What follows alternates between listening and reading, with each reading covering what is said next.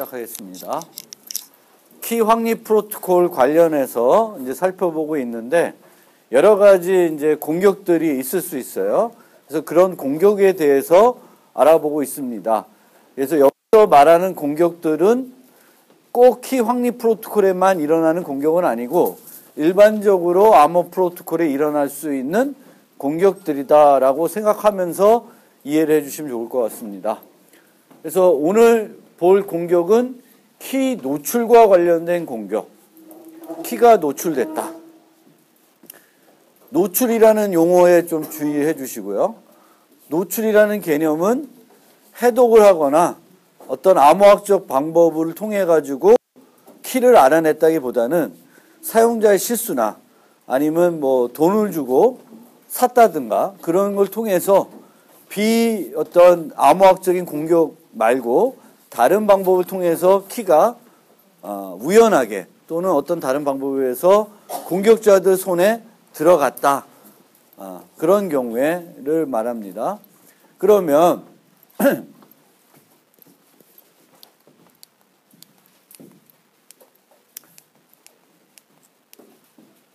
두 가지를 생각할 수가 있어요. 두 가지. 하나는 장기간 키가 노출되는 경우랑 단기간 키가 노출되는 경우 두 가지를 나누어서 생각해 볼 수 있습니다.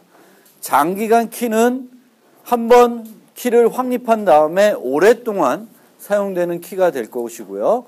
단기간 키는 한번 쓰고 버려지는 그런 키로 이해하시면 되겠고, 보통 사용자가 쓰는 공개키, 인증서, 이거는 장기간 키가 될 거고요. 여러분들이 네트워크 통신할 때 뭐 구글 통해서 서버에 접근할 때 그때 쓰고 버려지는 키는 단기간 키로 생각하시면 돼요. 그리고 우리가 키 확립 프로토콜 통해서 어떤 공통된 서버랑 사용자 간에 확립하고 있는, 사용하고 있는 키가 있을 수 있죠. 이런 키들은 장기간 키예요. 앨리스랑 서버랑 공유하고 있는 키, 바비랑 서버랑 공유하고 있는 KAS, KBS 이런 애들은 장기간 키이고, 앨리스와 바비 그 서버로부터 받은 키는 세션 키, 단기간 키가 되겠죠. 그러면 장기간 키랑 단기간 키를 같이 한번 생각을 해봅시다.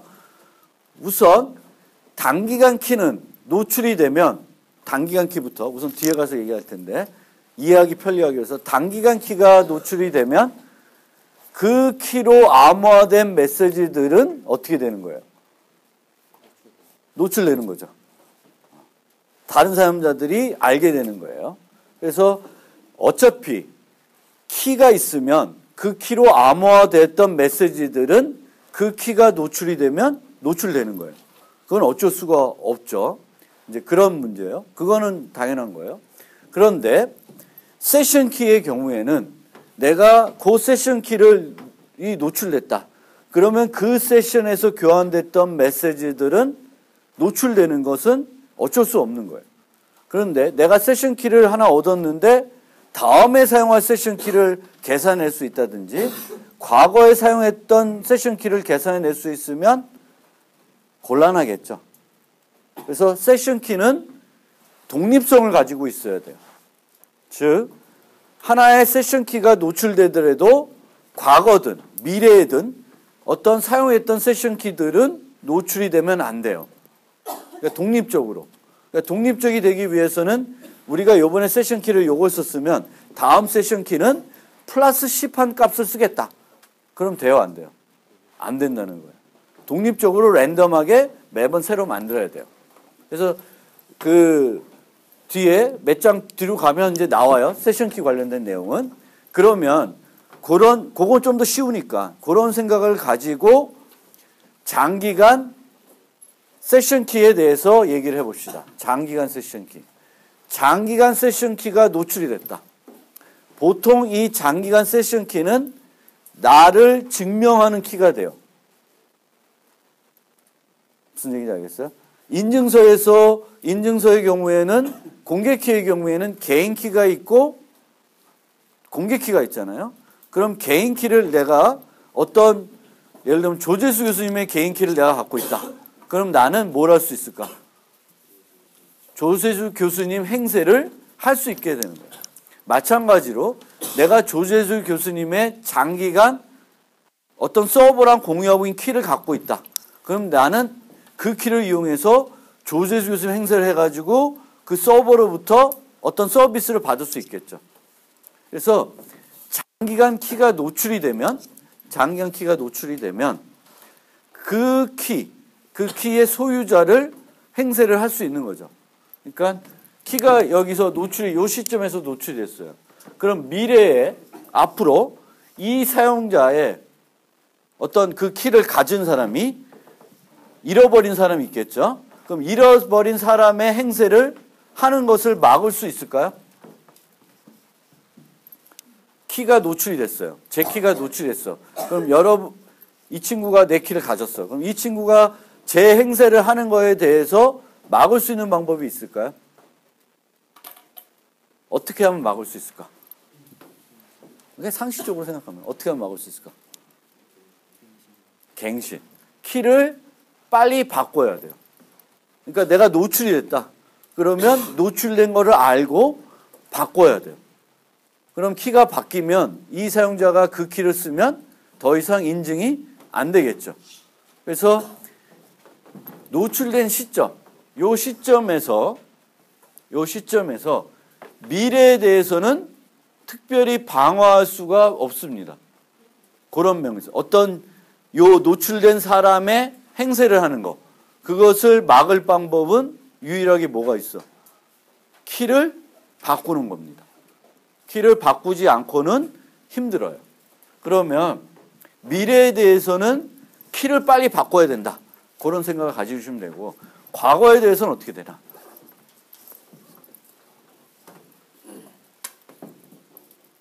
과거에 그 장기간 키로 교환됐던 메시지들은 다 노출이 되죠. 그 노출이 되는 것을 우리는 뭘 원할까? 최소화되는 걸 원하겠죠.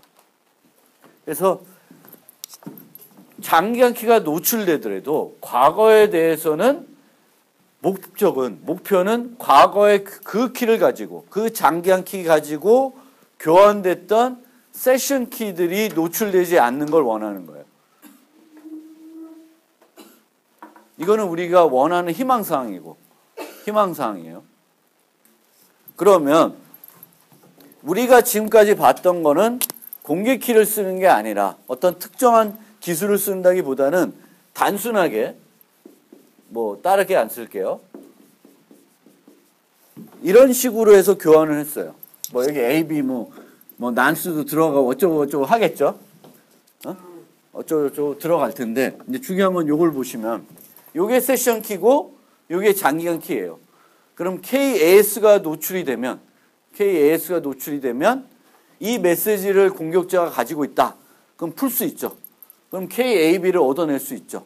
그럼 KAB로 암호화된 메시지를 얻어낼 수 있죠. 이거를 막기가 불가능하겠죠. 이런 식으로 우리가 대칭 키를 가지고 메시지를 암호화해서 세션 키를 교환했다. 공개 키도 마찬가지고, 일반적인 경우에는 어쩌한 특정한 방법을 쓰지 않고는 과거에 교환됐던 세션 키까지 보호하는 것이 어렵습니다.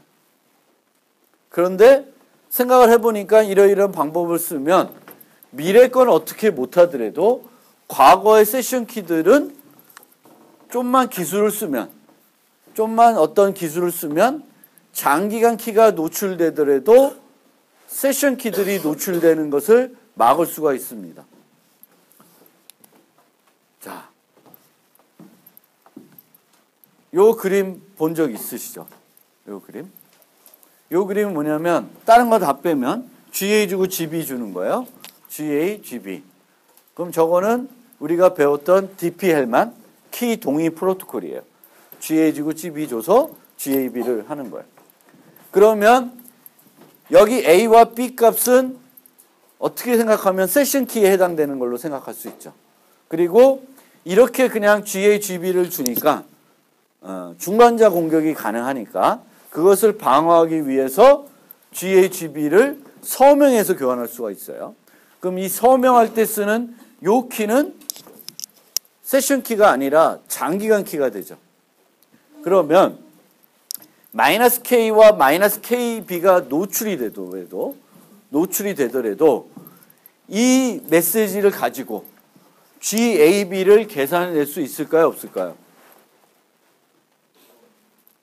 계산해낼 수가 없습니다. 이 값하고 이 값은 전혀 별개 값이죠. GA와 GB승은 요번에 새롭게 이 사람들이 앨리스와 밥이 만든 값들이에요. 그러면 공격자들은 이 메시지를 갖고 있고 추가적으로 우리가 뭘 더 갖고 있냐고 얘기하냐면 어떻게 하다 보니까 마이너스 K와 A와 플러스 KA가 공격자 손에 들어갔다는 거예요. 그럼 공격자가 과거에 교환됐던 메시지를 가져다가 이용하더라도 KAB를 계산해낼 수가 없습니다. 이런 식으로 하면 KAS를 알면 KAB를 계산해낼 수 있지만 이 DPL만 방식 같은 걸 쓰게 되면 이거는 못한다는 거예요. 장기간 키가 노출되더라도. 그래서 이런 경우에 우리가 장기간 키가 노출되더라도 과거 세션 키들이 안전하다. 과거 세션 키들을 공격자들이 계산할 수 없다라고 하면 어떤 용어로 그거의 안전성을 얘기하냐면 전방향 안전성을 가지고 있다. forward secrecy. 그러니까 forward secrecy라는 용어를 보면 뭘로 착각하냐면 미래에 대한 얘기로 좀 착각할 수가 있어요. 나중 되면 또 다른 데 가면 똑같은 용어를 가지고 미래에 대한 얘기를 해요. 그래서 약간 혼란스러운데 이 키 노출과 관련해서는 전방향 안전성이라는 것은 과거 그 노출된 시점을 봤을 때 과거와 관련된 안전성을 논하는 개념이다. 그래서 장기간 키가 노출되더라도 우리가 원하는 것은 과거에 교환됐던 세션 키, 미래에 교환되는 세션 키들이 노출이 안 되게끔 하는 거고 미래의 경우에는 빨리 그 사람 행세를 못하게끔 하려면 키를 바꿔줘야 되는 거죠. 근데 키를 바꾸더라도 과거는 이미 한 거기 때문에 되돌릴 수는 없는 거고 그래서 키가 노출되더라도 그 피해를 최소화하고자 하는 것은 상식적인 거죠. 그럼 우리가 최소화해야 되는 건 뭐냐? 세션 키들을 막아주는 거죠. 노출되는 거. 장기간 키가 노출되더라도 세션 키들이. 근데 일반적으로 우리가 봐왔던 방법에서는 그거는 불가능하고 왜냐하면 장기간 키가 노출되면 그거 가지고 풀면 세션 키들이 나오니까 이런 데서는 방법 그러니까 얘는 전방의 안전성이 보장되는 기법이 아니에요. 아닌 거죠.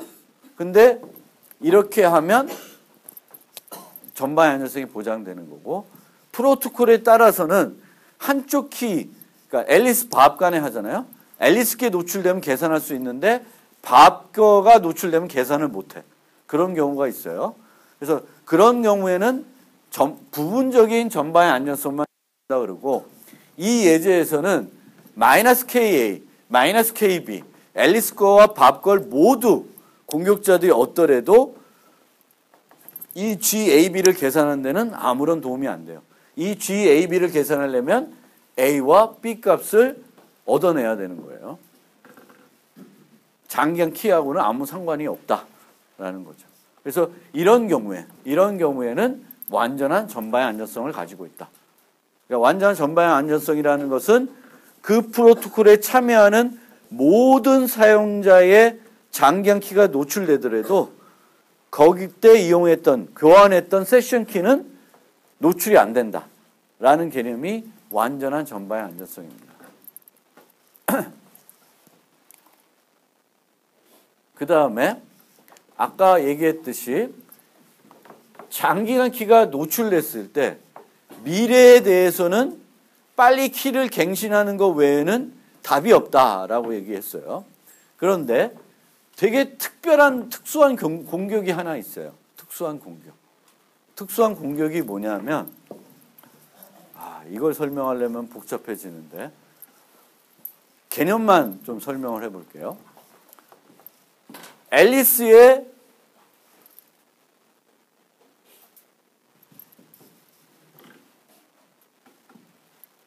앨리스가 아니구나. 이 경우에는 앨리스와 밥 간에 뭔가 프로토콜 써서 키 확립을 하는데 한쪽 사용자의 장기간 키가 노출이 됐어요. 밥께. 그러면 그 키를 가지고 나는 원래 무슨 행세를 할 수 있어요? 밥 행세를 할 수 있죠. 근데 이 공격자는 밥 행세를 하는 것이 아니라 밥과 인터랙션을 하는 거예요. 밥과. 그러니까 예전에 내가 일반적인 공격자면 밥과 통신을 할 때 밥의 개인 키를 내가 안 갖고 있는 상태죠. 그렇죠? 안 갖고 있는 상태예요. 안 갖고 있는 상태에서 밥이랑 뭔가 접근해서 공격을 하려고 하는 건데 그거는 이제 그렇게 하는 게 있는데 지금은 한 단계 그거보다 더 많은 정보를 가지게 된 거예요. 밥을 공격하는데 이제 공격자가 뭘 갖고 있어? 밥의 개인 키를 갖고 있는 거예요.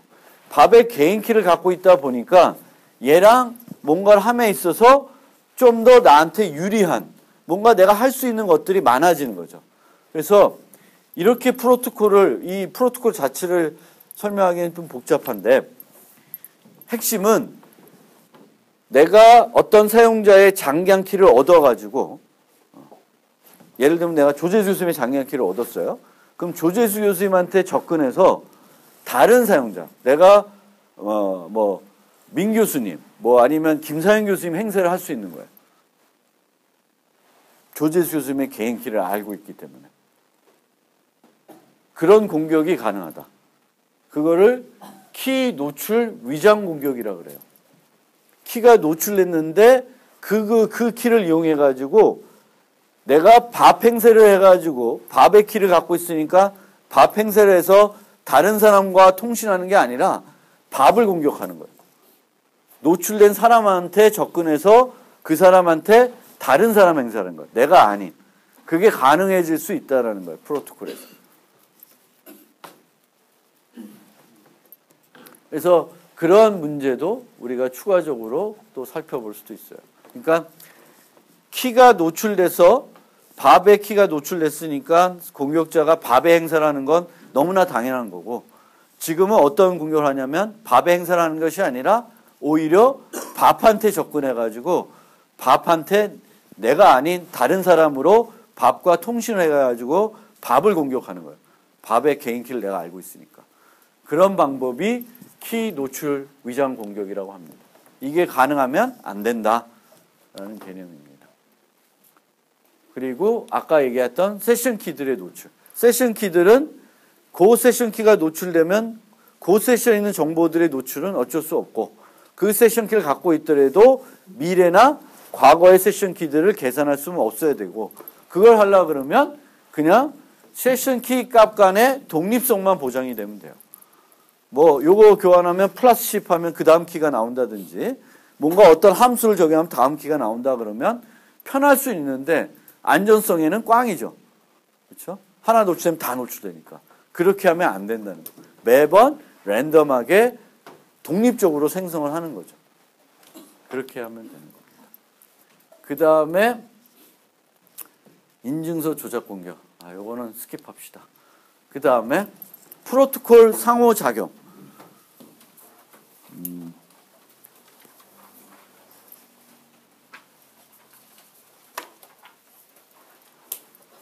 이 공격도 자세한 설명은 가능한데 이 프로토콜의 자세한 내용을 가지고 설명을 안 하고 흐름만 좀 설명을 해볼게요. 어떤 프로토콜이 있어요. Wide Mouse Probe라고 하는 입 큰 개구리 프로토콜. 그래서 이 프로토콜이 있는데 이 프로토콜은 프로토콜 자체를 분석해 봤더니 안전하다라고 분석이 됐어요. 그렇게 가정합시다. 프로토콜 자체는 안전해요. 그러면 안전하구나. 그러면 써도 되겠네. 이렇게 되는 건데 이 캐슬레는 사람이 어떤 얘기를 했냐면 하나의 프로토콜이 안전하더라고 하더라도 만약에 이 프로토콜에 사용하는 이 키들을 다른 프로토콜에서 또 쓰면 그 프로토콜을 이용해서 이 프로토콜을 공격할 수 있다라는 거예요. 그러니까 프로토콜이 두 개의 프로토콜이 있는데 둘 다 똑같은 키를 써요. 그러면 여기서도 KAS로 쓸 거고 여기서도 KAS로 써요. 그럼 여기서도 어떤 암호문들이 만들어지겠죠? 여기서도 어떤 암호문들이 만들어져요. 그러면 여기서 만들어진 암호문을 가지고 와서 이쪽 프로토콜에다 쓰는 거예요. 또는 이쪽 프로토콜에 만든 걸 이쪽 프로토콜에 쓰는 거예요. 그러니까 하나의 키를 하나의 프로토콜에만 쓰면 그 프로토콜만 놓고 안전한지 안 한지 따지면 되죠. 그런데 하나의 키를 여러 군데 쓰면 하나의 프로토콜을 분석하면 안 되고 이제는 여러 프로토콜을 다 같이 놓고 얘를 이용해서 얘를 공격할 수는 없는지 얘를 이용해서 얘를 공격할 수 없는지를 따져봐야 된다라는 거예요. 그게 여기서 이 사람이 주장하는 거예요. 왜냐? 만약에 내가 악의적인 어떤 목적을 갖고 있으면 어떤 이런 안전한 프로토콜을 공격하기 위한 또 다른 프로토콜을 만드는 것은 어렵지 않다.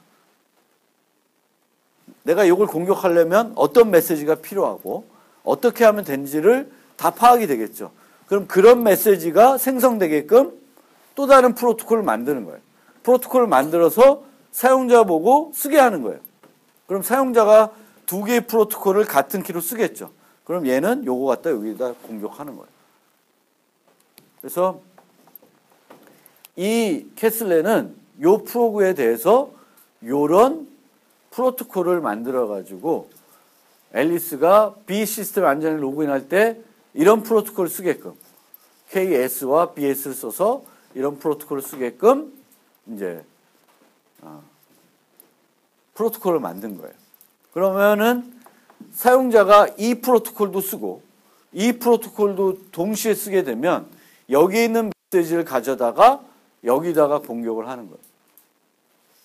그래서 여기서 보면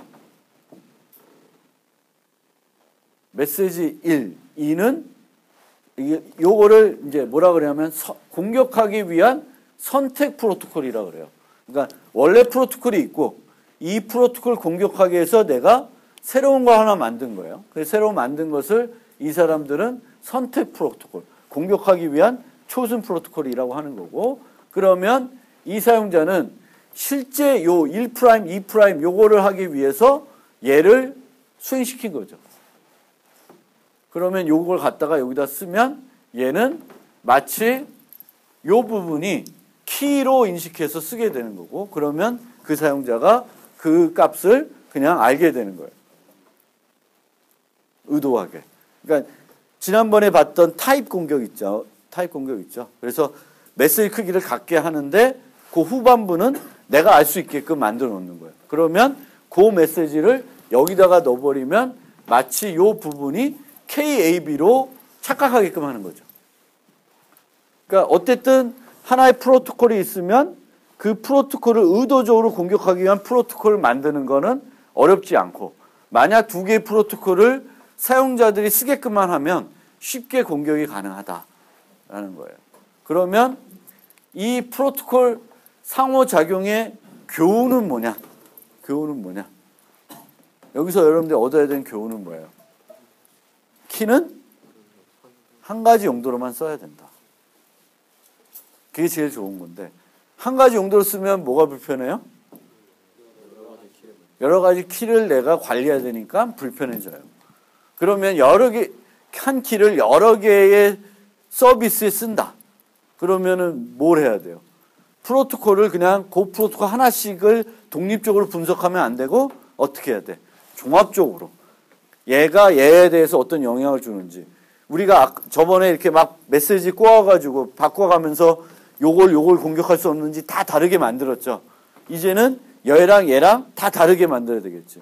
얘랑도 구분할 수 있게. 이 안에다가는 이게 무슨 프로토콜인지. 프로토콜 식별자를 여기다 넣어도 되죠. 얘는 무슨 프로토콜 진행하는 거고, 얘는 무슨 프로토콜.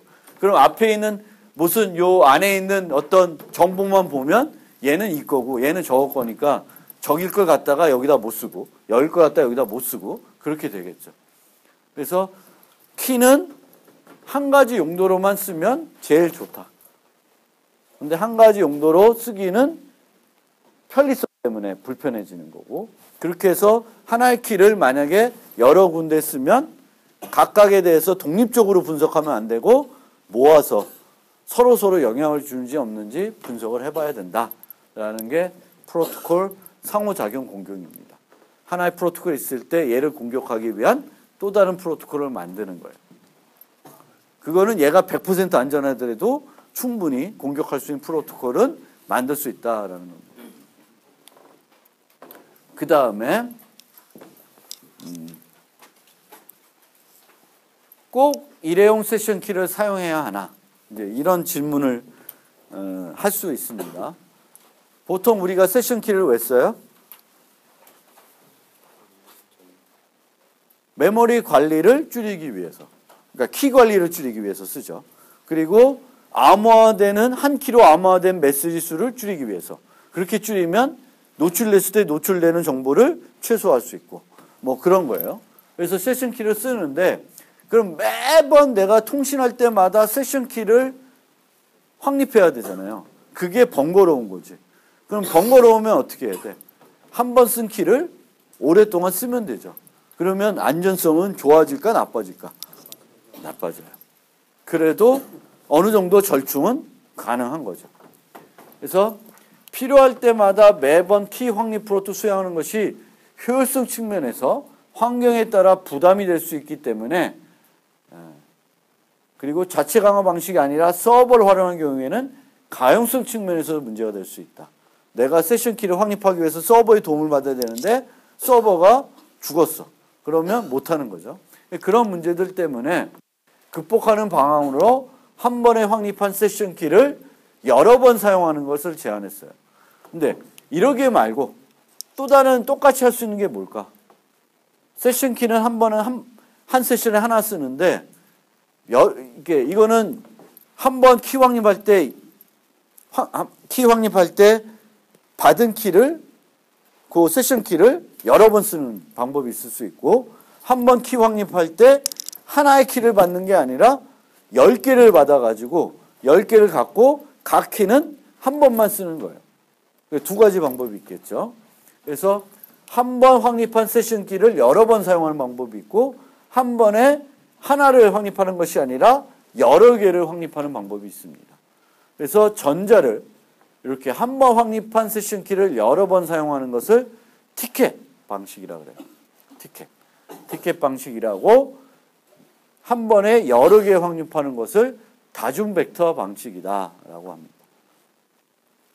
두 가지가 있습니다. 둘 다 장단점은 있고요. 세션 키를 장기간 유지하던 단점이 있습니다. 얘는 하나의 키를 여러 번 쓰죠. 얘는 하나의 키를 한 번만 쓰니까 그런 관점에서 좋은데, 얘는 관리 비용이 더 늘어나죠.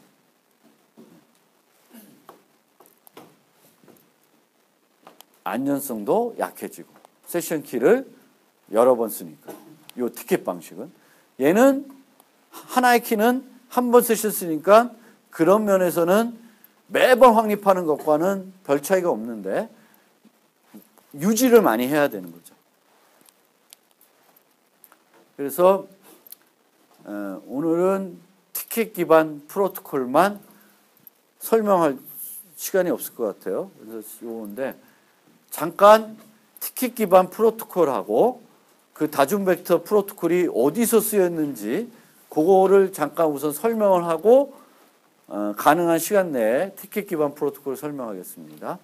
그래서 티켓 기반 프로토콜은 어디서 처음 쓰였고 많이 쓰였냐 하면은, 우리가 이제 리눅스, 예전에 이제 리눅스나 워크스테이션 같은 다중사용자 운영체제를 쓰는 경우가 있었어요. 그러면 제가 이렇게 대학원 다닐 때도 필요하면 텔넷으로 서버에 접근해가지고 뭔가 작업하고 프로그래밍 짜고, 또 내 PC에서 뭐 문서 작업하다가 프로그램할 때는 또 서버에 들어가서 작업하고 이렇게 했어요.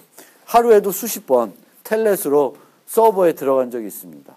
그러면 서버에 로그인을 할 때 그냥 패스워드 기반으로 하면은 안전성이 떨어지니까, 그 안전성을 강화하기 위해서 그 암호 기술 쓰는 키 확립 프로토콜 통해서 인증하는 방법을 쓸 수가 있어요.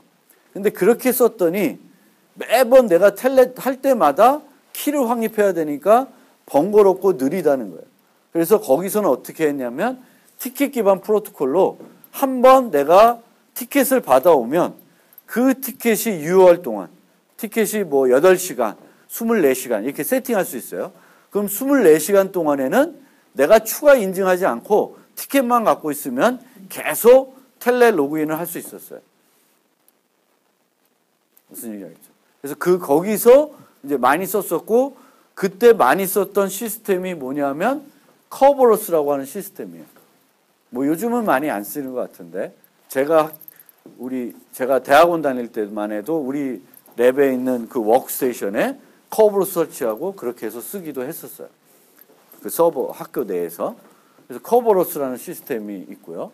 그 다음에 이 다중 벡터 방식은 이동통신 우리 핸드폰 기술에서 다중 벡터 방식을 쓸 수 있는데 개념만 설명드릴게요. 그리고 이제 자세한 건 다음 시간에 하는데 얘는 뭐냐면 유럽 같은 경우에는 지금은 어떻게 되는지 모르겠는데 지금은 4G로 다 넘어가 있는 상태니까 그 전에 3G 뭐 제 핸드폰도 가끔 3G 위에 뜨긴 한데 LTE가 안 되면 그 3G 때 어떻게 됐냐면 유럽 같은 데는 EU로 이렇게 묶여져 있잖아요. 그래서 영국에 있는 사람이 영국 사람들이 런던에 있던 사람들이 파리로 오면 자기 핸드폰을 그냥 계속 쓸 수 있어요. 계속 쓸 수 있어요. 뭔가 롬이 뭐 이런 복잡한 절차를 안 거쳐도 쓸 수 있어요. 그런데 영국에 있는 사용자가 파리로 가면 이 사용자를 어쨌든 인증을 해야 되잖아. 그럼 이 사용자를 인증하기 위한 정보는 파리에 있을까요? 파리에 없죠. 영국에 있죠. 그래서 보통 이런 이동통신에서는 홈이 있고 foreign 지역이 있어요. 그러니까 우리나라가 있고 외국이 있다 칩시다. 외국이. 우리나라, 외국. 그럼 우리가 외국에 가면 나를 인증하려면 외국 서버가 우리나라로 와서 나에 관련된 인증 정보를 가지고 와야 돼요. 인증 정보가 여기만 있으니까. 그런데 그러면 내가 여기서 파리에 있을 때, 나 영국 사람이에요. 그럼 파리에 있을 때마다 전화를 걸 때마다 영국에 가서 이 사용자가 영국에 누군지를 확인하는 그 절차를 매번 수행하면 어떨까요? 비효율적이겠죠. 그래서 그때는 어떻게 하냐면 한 번 할 때 이 파리에 있는 서버가 그 런던에 있는 서버로부터 왕창 갖고 와요. 다중 벡터 방식으로 뭐 몇 개인지 모르겠는데 한 30개를 갖고 온다 칩시다. 30개를 한꺼번에 갖고 와요. 그러면 그 30개를 다 쓸 때까지는 영국에 다시 안 가는 거예요. 그게 다중 벡터 방식이에요. 근데 여기서의 키는 다중 벡터를 사용자가 유지 안 해요. 사용자가 유지하면 안 되겠지. 이 모바일 폰에 벡터를 30개 유지해야 된다. 그러면 사용자들이 안 써. 누가 쓰냐면 서버가 갖고 오는 거예요. 포린 서버가. 나를 인증해야 되는 서버. 그리고 인증 정보를 갖고 있는 딴 데인데 얘가 인증해야 되니까 얘가 없으니까 매번 그 인증 서버 가서 정보를 갖고 오기 불편하니까 한 번에 얘를 인증하기 위한 정보를 30개, 50개 갖고 오는 거고 갖고 오면 그 다음부터는 그 50개를 다 쓸 때까지는 안 가는 거예요. 그게 다중 벡터 방식입니다. 그래서 그런 기술들은 현재에도 쓰이고 있고 4G에서는 또 어떻게 하는지는 정확히 제가 모르는데 감시 있으면 좀 알아보시면 좋겠고 어쨌든 그 UMTS 아칼은 유럽에서 쓰던 모델인데 거기에서 쓰이는 그 키 확립 프로토콜 기술 핸드폰을 인증하기 위한 기술에 그런 다중 벡터 방식이 활용되고 있었다. 지금도 하고 될 수도 모르겠고요. 그러면 허락되는 시간 내에 티켓 기반 프로토콜을 좀 설명드리다가 다음 시간에 이어서 계속 설명하겠습니다. 티켓 기반은 세션 키를 기존처럼 한 개만 확립하는 거예요. 한 개를 확립하는데 한 번 쓰고 버려요? 안 버리고 오랫동안 쓰는 거예요. 기간을 정해놓고. 횟수를 정해놓고 하는 건 아니고 기간을 정해놓고 합니다. 그러면 이 방식에서는 그 세션 키를 저장해 놓고 있는 그 값들을 모아서 뭐라고 얘기하냐면 티켓이라 그래요. 티켓. 여러분들이 티켓 사서 영화 보러 가죠. 그렇죠? 그래서 티켓을 사서 영화를 보러 간다고 생각하면 돼요. 그런데 그 티켓은 한 번 쓰고 버리는 티켓이 아니라 유효기간 내에 계속 활용할 수 있는 티켓이에요. 그러면 그 티켓 안에 들어가 있어야 될 정보는 우선 세션 키가 들어가야 되겠죠. 그렇죠? 세션 키. 그 다음에 용도. 이거를 극장에서 쓰는 건지, 동물원에서 쓰는 건지, 놀이공원에서 쓰는 건지, 어디서 쓰는 건지 용도가 있어야 되겠고, 그 다음에 기간이 있어야 돼요. 요 4개를 정보가 들어가 있어야 돼요. 그리고 이 티켓은 누가 유지하냐? 사용자가 유지합니다. 아까 다중벡터는 정보가 많으니까 사용자가 유지하면 곤란한데 얘는 그냥 하나예요. 우리도 보통 티켓 받으면 내가 유지하죠. 그래서 내가 또 가서 쓰죠. 그러니까 내가 유지하는 거예요. 티켓 발급받아서 내가 유지합니다. 근데 이 티켓은 누가 확인해야 돼요? 서비스 제공자가 확인해야 되는 거죠. 동물원이면 동물원, 극장이면 극장이 확인해야 돼요. 그러니까 요 정보는 암호화되어 있는데 누구랑 누구의 키로 암호화되어 있냐면은 대칭키 기술에서는 서비스 제공자, B가 서비스 제공자예요. S는 티켓을 발급하는 사용자.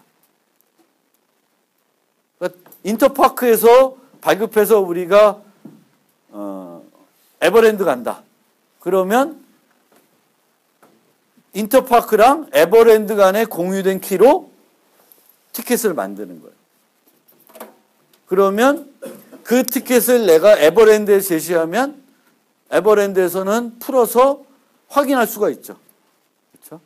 그래서 티켓, 여기서 방시 참여자는 티켓을 발급하는 사용자가 있고, 그 다음에 티켓을 발급받는 사용자가 있고, 제시된 티켓을 검증해서 서비스를 제공하는 참여자가 있는 거예요.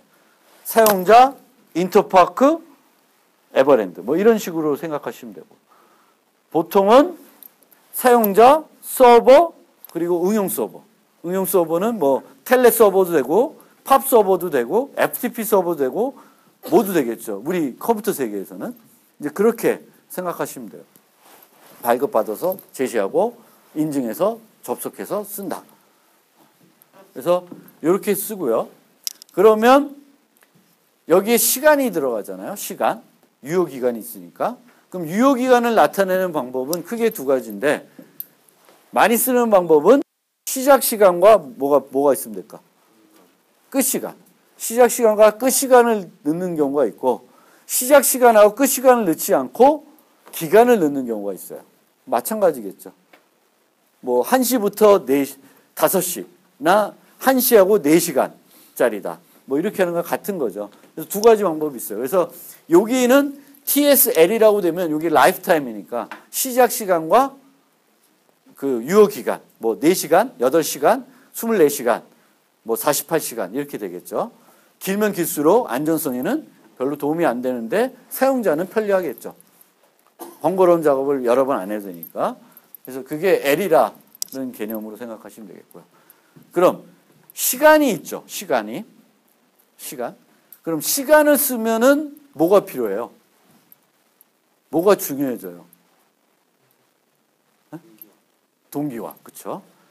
시간을 확인하잖아요. 시간을 확인해서 유효기간이 지난 애는 받지 않죠. 그러려면은 이 시간을 찍은 사람은 누구예요? 이 티켓을 만든 사람 누구? 인터파크. 그렇죠? 확인하는 사람은 에버랜드예요. 그러면 인터파크하고 에버랜드하고 시간 동기화가 돼야 되죠. 사용자하고는 동기화가 안 되더라도 발급한 사람하고 동기화가 돼야 돼요. 그러니까 시간을 쓰면 늘 동기화 개념이 들어갑니다. 그래서 그 개념은 이제 생각을 해 주시면 좋겠고요.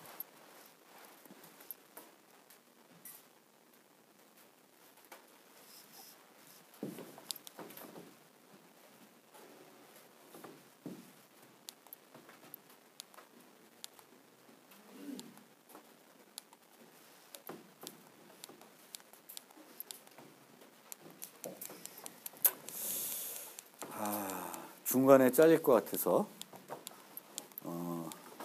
다음 목요일 날 1시간 정도만 하면 마무리할 수 있을 것 같고 중간고사 관련된 질의응답 받고 아까 말씀드렸던 연습 문제 3장 연습 문제 같이 풀어드릴게요.